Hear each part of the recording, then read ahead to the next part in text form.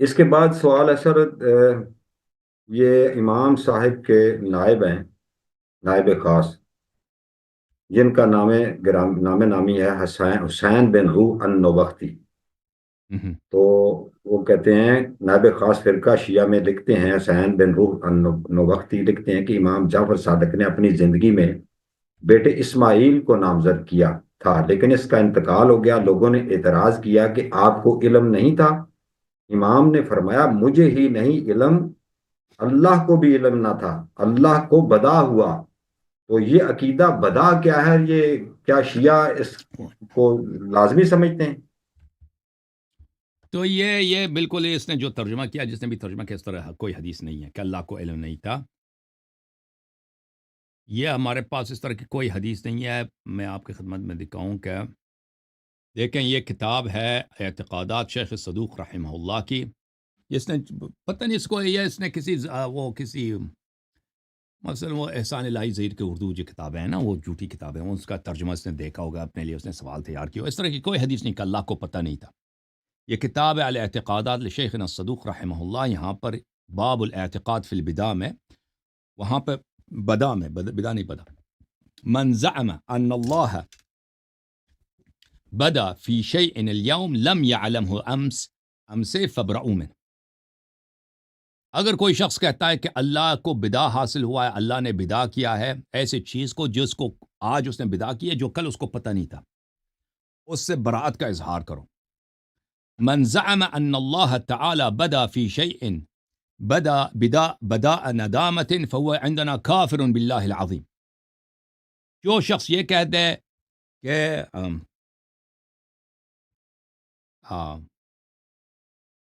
اللہ تعالیٰ بدا. کو کسی بات پہ ندامت ہوئی ہے تو اس نے اچھا. اپنا فیصلہ چینج کیا، تو یہ اللہ تعالیٰ سے جی. متعلق کافر ہے. بدا کا کیا مطلب ہے؟ بدا کا مطلب یہ ہے یمحو اللہ ما یشاء ویثبت وعنده الکتاب، کہ اللہ مقدرات بدل دیتا ہے.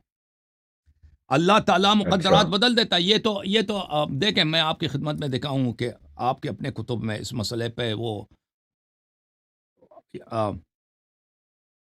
بلکہ قرآن مجید میں دیکھ یغفر لکم من ذنوبکم ویؤخرکم الی اجل مسمی ان اجل اللہ اذا جاء لا یؤخر.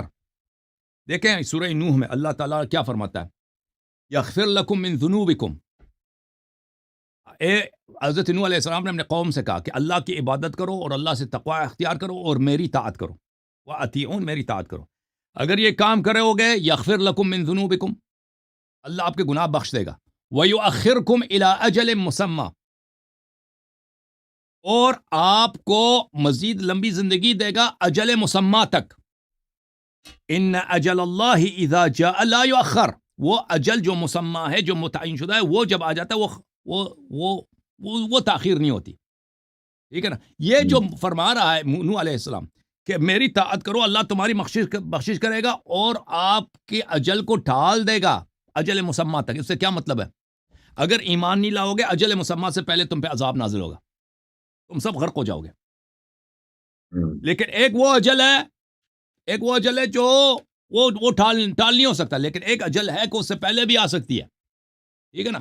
اگر انسان ایمان لاتا ہے، تقوی اختیار کرتا ہے، نبی نوح علیہ السلام کی اطاعت کرتا ہے، تو پھر وہ عذاب اس سے اٹھ جاتا ہے. جو غرق ہونے والی عذاب ہے یا آسمانی کوئی، وہ ختم ہو جاتا ہے. لیکن وہ اس کے جو مقدر میں جو اصلی چیز ہے وہ ٹال نہیں سکتی. اچھا، یہ تفسیر فخر رازی ہے، چاپ دار الفکر جلد 11، اس میں اسی آیہ کے ذیل میں اس نے واضح طور پہ کیا کہا کیف قال ویؤخرکم، میں اخبار ہی بامتناع تاخیر العجل. اسی آیت میں اللہ فرما رہا ہے کہ تاخیر نہیں ہو سکتی اجل مسمى سے. تو یہاں پہ تو شروع میں تو کہہ رہا ہے تاخیر ہوگی. هل هذا الا تناقض، یہ تناقض نہیں ہے کیا؟ انہوں نے فرمایا قضى اللہ مثلا، جواب یہ ہے فرض کریں کہ اللہ نے مقدر میں یہ لکھا تھا کہ قوم نوح اگر ایمان لائیں تو ان کو 1000 سال عمر ملے. فرض کرتے ہیں ان کو 1000 سال ملتا ہے. وَإِن بَقَوْا عَلَىٰ كُفْرِهِمْ أَعْلَكُمْ عَلَىٰ رَأْسِ 900 سنة، اور اگر یہ کفر پہ رہیں تو 900 سال پہنچتے نہیں، ان پہ عذاب ہوگا. فرض کرتے ہیں اللہ تعالیٰ نے یہ لکھا ہے کتاب تقدیر میں، اگر یہ ایمان لائیں تو ان کو 1000 سال عمر دیتے ہیں. اگر یہ کفر پہ رہیں تو 900 سال کے بعد ان پہ عذاب میں نے بھیجنا ہے. فقیل لهم، ان سے کہا وَيُؤَخِّرْكُمْ إِلَىٰ أَجَلٍ مُّسَمًّى، ان سے کہا گیا کہ اگر تم ایمان لاؤ گے تو تمہیں تاخیر ملے گی، زیادہ مہلت ملے گا، اجل مسمہ تک، اور وہ تمام الالف، وہ 1000 سال ہے۔ اچھا، تو یہ جو اسماعیل کے متعلق ہے نا، اسماعیل کے متعلق حدیث ہے، یہ اس طرح نہیں ہے کہ اس کو امامت کے لیے اللہ نے نامزد کیا تھا امام جعفر صادق علیہ السلام نے۔ یہ اس طرح تھا کہ امام جعفر صادق علیہ السلام کے زمانے میں امام علیہ السلام سے بہت پیار کرتے تھے، اسماعیل سے بڑے پیار کا اظہار کرتے تھے۔ لوگ یہ سمجھتے تھے کہ امام یہی ہوگا، پڑوسی ہوتے تھے، لوگ آتے جاتے تھے، کہتے تھے بیٹا تو یہی لگتا ہے کہ ان سے بڑا پیار ہو رہا گمان ہے۔ کیا لوگوں نے، ہاں، یس لوگوں نے کیا۔ ایک گمان کیا تھا کہ یہ کیا ہوگا، ان کو امامت ملے گی۔ اور پھر امام علیہ الصلوۃ والسلام نے کہا کہ ما بدا للہ، یہ حدیث میں آپ کو دکھاؤں، یہ بڑا سخت لفظ ہے شیخ صاحب، یہ اللہ کو بھی علم نہ تھا، ترجمہ یہ کیسا بھی؟ وہ غلط ہے، اس طرح کی وہ نہیں ہے، کوئی حدیث ہے ہی نہیں کہ اللہ کو علم نہیں تھا، اللہ کو علم نہیں تھی، یہ بکواس ہے، یہ بکواس کسی اللہ کو علم کیسے؟ اللہ سب کچھ جانتا ہے۔ اعتقادات شیخ صدوق رحمہ اللہ ہے، یہ جو بدعہ ہے اسماعیل کے متعلق وہ ہے ما بدا للہ فی شیء کما بدا لہ فی ابن اسماعیل، کہ اللہ تعالیٰ کہ اللہ تعالیٰ نے کس سے کہ علم سے بدا نہیں ہوا، یا وہ قرآن کی آیت بھی ہے، بدا تو قرآن میں بھی، میں وہ آیت آپ کو دکھا دوں گا کہ جی جی کہ اللہ تعالیٰ مقدرات کو بدل دیتا ہے، اللہ تعالیٰ نے ملائکہ کو کوئی اور چیز بتایا ہوا ہوتا ہے، پھر وہ تقدیر بدل جاتا ہے، ٹھیک ہے نا، احادیث میں ہے یہ تو بہت زیادہ۔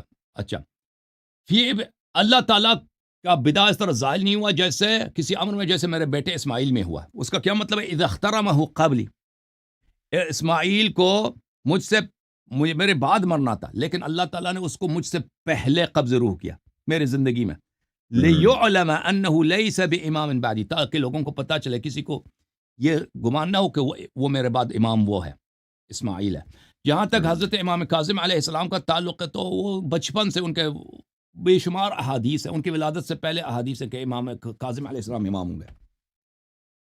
الاصول من الکافی للکلینی رحمہ اللہ، جزء اول، یہاں پہ ایک پورا باب ہے 12 ائمہ علیہ السلام پہ نصوص، وہاں پہ کئی نصوص ہے امام کاظم علیہ السلام 12 ائمہ کے ضمن میں۔ اور اس کے بعد صفحہ نمبر 292 میں امام کاظم علیہ السلام، یہ کیا اشارہ والنص علی امیر المؤمنین میں، الاشارہ والنص صفحہ نمبر 307 میں، الاشارہ والنص علی ابی الحسن موسیٰ علیہ السلام، یہاں پہ بہت سارے احادیث ہیں، تقریباً 15 حدیث ہیں امام موسیٰ کاظم علیہ السلام کی امامت پر۔ مثلا یہ حدیث یہ ہے، متواترات بہت زیادہ، اور اس کے علاوہ کتاب ہے اثبات الہدات بالنصوص والمعجزات، اس میں تو اس سے بھی بہت زیادہ۔ فیض ابن مختار کہتے ہیں کہ میں نے حضرت امام جعفر صادق علیہ السلام سے عرض کیا، خذ بیدی من النار، مجھے جہنم سے نکال دیں پلیز، من لنا بعدک، آپ کے بعد امام کون ہے؟ فدخل علیہ ابو ابراہیم علیہ السلام وهو یومئذ غلام، اسی وقت حضرت امام کاظم علیہ السلام دروازے سے داخل ہو گئے، اس وقت وہ چھوٹے بچے تھے۔ فقال هذا صاحبكم فتمسك به، فرمایا کہ یہ آپ کا امام ہے، اسی اس کی اقتداء کریں، ٹھیک ہے نا۔ اس طرح کے احادیث ان کے بچپن سے اس طرح کی احادیث تھی۔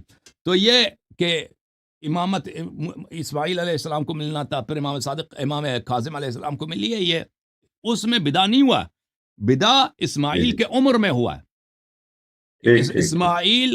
اسماعیل نے امام جعفر صادق علیہ السلام کے بعد مرنا تھا، اللہ نے اس کو پہلے اجل دے دی، چینج کر دیا، اللہ نے پہلے اجل دے دی تاکہ کوئی ان کی حیات کی وجہ سے کسی کو غلط فہمی نہ ہو، گمراہی نہ ہو، گمان نہ ہو، ٹھیک ہے نا۔ بداعت میں تھوڑا سا میں تھوڑا سا ایڈ کروں، یہ مولانا اسحاق صاحب تھے، میں نے یہ ان سے سنا تھا کہ وہ اس کو نا، جیسے آپ بدعہ کہتے ہیں، وہ اس کو کہہ رہے تھے کہ یہ تقدیر معلق، آپ اس سمجھانے کے لیے، یہ کوئی قرآن کی تو نہیں اصطلاح، یعنی تقدیر ہوتی ہے، وہ تقدیر معلق ہے، جب انسان اچھے کام کرتا ہے، کوئی صدقہ خیرات کرتا ہے تو وہ عمر میں اضافہ ہو جاتا ہے، نیکیاں کرتا ہے، یا کوئی ایسا کام کرتا ہے، یہ حدیث سے وہ کہتے تھے ایسے ثبوت ملتے ہیں، تو وہ عمر کم ہو جاتی ہے۔ تو بالکل آپ نے کہا، یعنی کہ بالکل جو انہوں نے آپ صحیح کہا، یہ اہل سنت کے ہاں اس کو کہتے ہیں اجل محتوم اور اجل معلق، یا بالکل صحیح فرمایا انہوں نے۔ دیکھیں میں آپ کو وہ حدیث دکھا دوں، آپ نے جب احادیث کا ذکر کیا، میں 2-3 حدیث آپ کے اپنے کتب سے دکھا دوں، اس موضوع کی اجازت دے دیں؟ بالکل جی، اجازت ہے آپ۔ دیکھیں یہ کتاب ہے المصدق علی الصحیحین، للحاکم النیسابوری، چاپ دار الکتب العلمیہ جزء اول. یہاں پر ملاحظہ کریں حدیث نمبر ہے 1814، صفحہ نمبر ہے 660. حدیث صحیح ہے، حدیث صحیح بھی ہے. لا يرد القدر الا الدعاء، اللہ تعالیٰ کی قدر کو، قضا قدر کو رد نہیں کرتا، چینج نہیں کرتا مگر دعا. دعا کریں. ولا يزيد في العمر الا البر، اور انسان کے عمر میں اضافہ نہیں کرتا مگر نیکی. نیک عمل انسان کے عمر میں اضافہ کرتا ہے، اجل دور ہو جاتا ہے، موت دور ہو جاتا ہے. وَإِنَّ الرَّجُلَ لَيُحْرَمُ الرِّزْقَ بِالذَّنْبِ يُصِيبُهُ، اور انسان رزق سے محروم ہو جاتا ہے، وہ رزق جو آپ کو ملنا تھا اس گناہ کی وجہ سے. ٹھیک ہے نا. ذہبی نے بھی تلخیص میں کہا یہ حدیث صحیح ہے. حدیث صحیح ہے. ٹھیک. ایک اور حدیث آپ کو دکھاؤں. یہ کتاب سنن ترمذی میں یہاں پہ ما جاء فی تعلیم النسب، یہاں پر تعلموا من انصابکم ما تصلون به ارحامکم، اپنے انصاب کو سیکھو تاکہ اپنے رشتہ داروں کو تم نیکی کر سکو. فإن صلة الرحم محبة في أهل مثرات في المال منسعة في الأثر. صلہ رحم انسان میں، رشتہ داروں میں محبت بڑھ جاتی ہے، اس سے انسان کی ثروت میں اضافہ ہوتا ہے.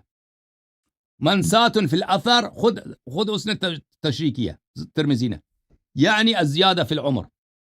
صلہ رحم انسان کے عمر کو بڑھا دیتا ہے، انسان کے اجل کو دور کر دیتا ہے، موت کو دور کر دیتا ہے. پھر وہ ایک اور باب میں روایت کرتا ہے، قال رسول اللہ صلی اللہ علیہ وآلہ لا يرد القضاء الا الدعاء ولا يزيد في العمر الا البر. ٹھیک ہے نا. تو تقدیر بدل سکتا ہے. یہ اجل معلق ہے اور اجل محتوم ہے، اس کی بحث کافی طویل ہے.